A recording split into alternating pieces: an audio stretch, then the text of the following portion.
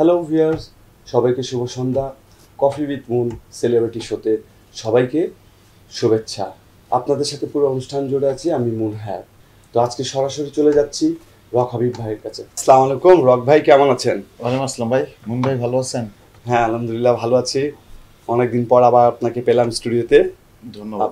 আসার জন্য অনেক ধন্যবাদ হাবিব ভাই। বাচ্চু ভাইয়ের প্রসঙ্গে কিছু কথা বলতে চাই। তার স্মরণে আজকের স্বর্গ পুরা প্রোগ্রাম সেলিব্রিটি শোটা। একজন সত্যিকারে লিজেন্ড, তার জন্মদিন আমাদের মনে করিয়ে দেয় উনি কিংবদন্তির কখনো মরে না, এবং উনি সবসময় ভক্তদের মাঝে থাকেন। এই বিষয়ে আপনি কি বলবেন দর্শকদের উদ্দেশ্যে?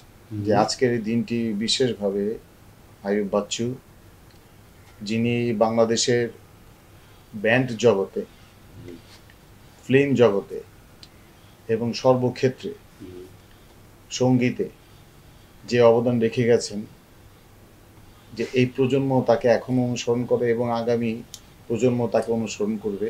আর ধন্যবাদ এ কারণে দিতে চাই যে আজকে আপনারা বাচ্চু ভাইকে স্মরণ করে অনুষ্ঠানটি কল করেছেন আমাকে।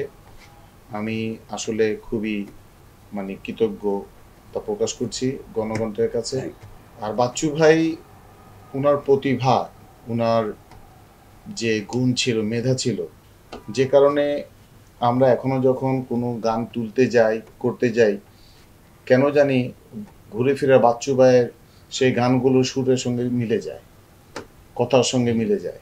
তো উনি এমন একজন শিল্পী ছিলেন যিনি বাংলার দেশের একজন কিংবদন্তি, এবং এই ধরনের কিংবদন্তি কখনো মৃত্যুবরণ করে না। খুব দুঃখ হচ্ছে, কষ্ট হচ্ছে, অল্প সময় উনি চলে গেছেন, অথচ আজকে তার জন্মদিন। আমাদের ভারাক্রান্ত মনে খুব কষ্ট হচ্ছে যে বাচ্চু আমাদের মাঝে নেই, কিন্তু তার গানগুলোর মাঝে আমরা তাকে খুঁজে পাই। এটা দেখেন, বাচ্চু আরেকটা কথা বলতেন যে আরে কথাই তো গান। কারণ উনার এত এত গান আছে যে মনে হচ্ছে আমার কথাটি উনি বলছেন, আমার আকুতি, আমার কষ্টটা, আমার প্রেম, আমার ভালোবাসাটা তার গানের মধ্যেই লুকাই, এবং তিনি আমার কথাটি তিনি বলে দিচ্ছেন। এরকম অসংখ্য গান আছে, যেমন এমন কিছু জীবন ভিত্তিক গান আছে যে গানগুলো আসলে আপনার এমন গান যে এক্স্যাক্টলি আপনার কষ্টের কথাটি এখানে প্রকাশ পেয়ে যায়। যেমন হাসতে দেখো, গাইতে দেখো, অনেক কথায় মুখর আমায় দেখো, দেখো না কেউ হাসি শেষে নীরবতা, বোঝে না কেউ তো ছিল না, খোঁজে না আমার কি ব্যথা, চেনার মতন কেউ ছিল না, এই আমাকে। এই একটা গান, এই গানটা যেই শুনে কেন যেন তার মনটা নাড়া দিয়ে উঠে। আসলে অনেক আছে গানের কথা ঠিক আছে, তো সুর ঠিক নেই, কিন্তু তার গানের মধ্যে এমন মাহাত্ম্য লুকিয়ে থাকতো যে আসলে একটা জীবন, একটা ইতিহাস, সবকিছু যেন একটা গানের মধ্যেই ফুটে উঠতো। রাইট। এই প্রসঙ্গে আমি আসি। তো এই প্রজন্ম, আগের প্রজন্ম, যেমন বাচ্চু ভাই প্রজন্মর জন্য কতটুক প্রেরণাময় বা কতটুক উৎসর্গর যে একটা জায়গা, এই বিষয়ে আপনি কি বলবেন? দেখেন, সঙ্গীতটা হচ্ছে এমন একটা সমুদ্র, আকাশ সমান। এটা সাধনার বিষয়। যেমন বাচ্চু ভাই আপনি একটা প্রশ্ন করেছিলেন, সেটা এক্সাক্ট উত্তরটা আমার দেওয়া হয় নাই। গান কিন্তু আপনার আত্মার খোরাক, মনের খোরাক, মনের আকুতি, কষ্ট সবকিছু কিন্তু এর মধ্যে প্রকাশ পায়। সেটা হতে পারে প্রেম, ভালোবাসা, বিরহ, বিদ্রোহী, তারপর আপনার দেশপ্রেম, যে কোনো বিষয় নিয়ে হতে পারে আপনার। এবং বাচ্চু ভাই কিন্তু সর্বক্ষেত্রে তার গান আছে। তিনি এমনই ছিলেন, যেটা আর কি বলার অপেক্ষা রাখে না। বাচ্চু ভাই একজনই। তো আমি যে প্রশ্নটা করতে, রক ভাই আপনি তো বাচ্চু ভাইয়ের সাথে সৌভাগ্য হয়েছে আপনার নিশ্চয়ই কাজ করার। অবশ্যই। তো ওই জায়গা থেকে আমি বলতে চাই, বর্তমান যুগ এই ফিল্ডটা কেমন বাচ্চু ভাইকে নিয়ে আপনার?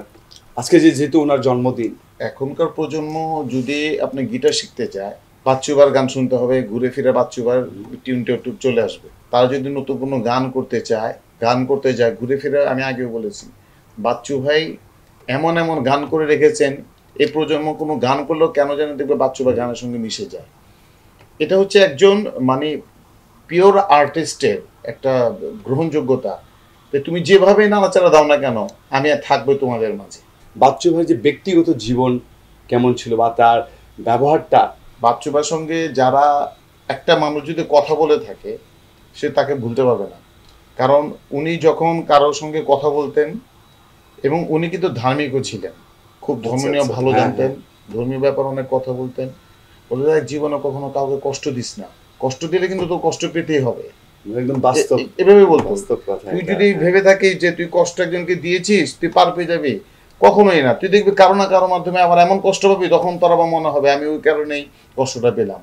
আর জীবনে কখনো আঘাত করতে নেই, মন উজাড় করে রাখবি, কখনো চাপ নিবি না। জীবনটা হচ্ছে খুব সহজ, কঠিন করার কিছু নেই। মানে উনি এরকম উপদেশমূলক কথা বলতেন, কথা কথা। এবং আমাদের পুরন ঢাকার উনি কিন্তু গরুর মাংস খুব পছন্দ করতেন। বাচ্চু ভাই যখন আমরা আসলে ভাবি তোদের বাসায়, তোর বাসায় যাব, আমার কিন্তু গরুর মাংস খাওয়াতে হবে। এবং ভাই আসছিলেন, আমি 4-5 রকমের গরুর মাংস শুধু রান্না করেছিলাম, ভাই আসবে। মানে আমার এখনো মনে পড়ে উনি গরুর মাংস খুব খেতেন এবং পছন্দ করতেন। বাচ্চুবার ক্রাউড ছিল বেশ, এবং বলতে গেলে গান বলতে বাচ্চু ভাই। এবং যখন পুরন ঢাকায় উনি প্রোগ্রাম করতে আসতেন, তখন যেরকম এনজয়টা পুরন ঢাকা করতে পারতেন, সবার মাঝে যেভাবে তাকে নিয়ে মানে উল্লাস উদ্দীপনা থাকতো, আমার মনে হয় আদারওয়াইজ অন্য কোথাও এরকম পেত না, যে কারণে হয়তো উনি আমাদের বেশি পছন্দ করতেন। বাচ্চু ভাই, আমরা এখন স্টেজে গেলে বাচ্চু ভাইয়ের গান না করলে স্টেজ জমে না, অডিয়েন্স কেমন যেন স্তব্ধ হয়ে থাকে এবং চারপাশ থেকে বলতে থাকে বাচ্চু ভাই, বাচ্চু ভাই, বাচ্চু ভাই। তখন দেখা গেল আমাদের রক স্টাইলে গান করলে, যেমন ঘুমন্ত স্বরের কথা বললেন, মনে পড়ে সেই নিয়ন জ্বলা রাতে, অনন্ত প্রেম দিয়েছি উজাড় করে, দূর আধারেরই ভালোবাসায় হারাতে ছুটেছিলাম সেই রূপালী রাতে, ঘুমন্ত শহরে রূপালী রাতে, স্বপ্নের নীল চাদর বিছিয়ে আমি আছি তোমার স্মৃতিতে, ভালোবাসার সকল বাঁধন চিরে চলে গেছো হৃদয়টাকে ভেঙে। এই যে গানটা আর কি, একজন সত্যিকারের কিন্তু কিংবদন্তি বা লিজেন্ড কখনো তো ওরা হারিয়ে যায় না, কখনো তারা মরে যায় না, তারা তো গানের মাঝে, সঙ্গীতের মাঝে, ভক্তর মাঝে বেঁচে থাকে। এই বিষয়ে কি বলবেন দর্শকদের? এটা 100%। আপনি পৃথিবীর মধ্যে যত লেজেন্ড আছে আপনারা দেখবেন, তারা কিন্তু আমাদের মনের মধ্যে, আমাদের দুঃখ বেদনার মধ্যে, সুখ দুঃখের মধ্যে তারা বেঁচে থাকে, কারণ তারা এমন কিছু দিয়ে গেছেন। আর গান হচ্ছে, গান আপনার মনের কথা বলে। আপনি যখন সুখে থাকবেন তখন দেখবেন আপনার যে গানটা ভাল লাগছে এর মধ্যে কিন্তু বেঁচে থাকা। যেমন বাচ্চু ভাইয়ের আরেকটি গান আছে অভিলাষী, হ্যাঁ খুব জনপ্রিয় গানটাও ছিল, দুনিয়া তুমি অহংকার করে কি লাভ। গানের মিনিংটা হচ্ছে এখানে কিছুই তো থাকবে না, সেই অর্থটাকে কিন্তু এখানে দাঁড় করেছে এভাবে করে গেছে জিনিসটা, গানের মাধ্যমেও উনি করে গেছেন এটা। যেমন গানটা এমন ছিল, আপনি অবশ্যই শুনেছেন। হ্যাঁ, তারপরে শুনি। অভিলাষী আমি, অভিমানী তুমি, হাজারো স্বপ্ন নিয়ে সবকিছু ভুলে গিয়ে পৃথিবীতে বসে আছি সংসার সাজিয়ে, জানে অন্তর্যামী কে বাগে পড়ে সবাইকে একা করে চলে যাব অন্ধ ঘরে, এই শহর বাড়ি গাড়ি কিছুই রবে না, আর কত এভাবে আমাকে কাঁদাবে, আর বেশি কাঁদালে উড়াল দেব আকাশে, এই বুকে যন্ত্রণা বেশি সইতে পারি না, আর বেশি কাঁদালে উড়াল দেব আকাশে। এই একটা গান। মারাত্মক গান, আসলে দেখতে দেখতে সময় পার হয়ে গেলো, কিন্তু এই প্রজন্মর আমি বাচ্চু ভাইয়ের বোধহয় দ্বিতীয় মানে আর কেউ আসবে না ওরকম বাচ্চু ভাই হতে পারবে না। দেখি না ওনার স্টেজ পারফরমেন্স আমরা খুব এনজয় করতাম। কি কারণে? স্টেজেও কিন্তু উনি দেখবেন সময় নষ্ট করতো না, উনি হ্যাঁ, এসেই কিন্তু মনে করেন গিটার প্লে করে শুরু করে দিত গান, এবং ওয়ান আফটার অ্যানাদার একটা পর একটা গান চলতেই থাকতো। অনেকে অনেকে পারফর্ম করে, একটা গান করার পর আবার টিউন করতে যায় কিংবা কথা বলে, এতে করে হয় কি পাবলিক বোর হয়ে যায়, কিন্তু বাচ্চু ভাই বোর হতে দিত না। এবং উনি এমন ছিল, কে তোদের ভাল লাগছে সারা রাত আজকে গান হবে। এবং উনি কিন্তু রেকর্ড একদিন মনে করেন আপনার প্রায় সারা রাত গান করে পরের দিন সকাল পর্যন্ত গান করেছিল, যে কারণ অডিয়েন্স আমাকে ভালোবাসে, আমিও তাদেরকে গানের মাধ্যমে ভালোবাসা বিলিয়ে দিই। রক ভাই, একদম শেষের দিকে চলে আসছি, অনেক কথা বললাম, অনেক ভালো লাগলো। কফি উইথ মুন সেলিব্রিটি শোতে সুন্দর একটা সন্ধ্যা আমরা পেলাম। হ্যালো ভিউয়ার্স, আজকের মতন এখানে শেষ। সবাইকে শুভ সন্ধ্যা।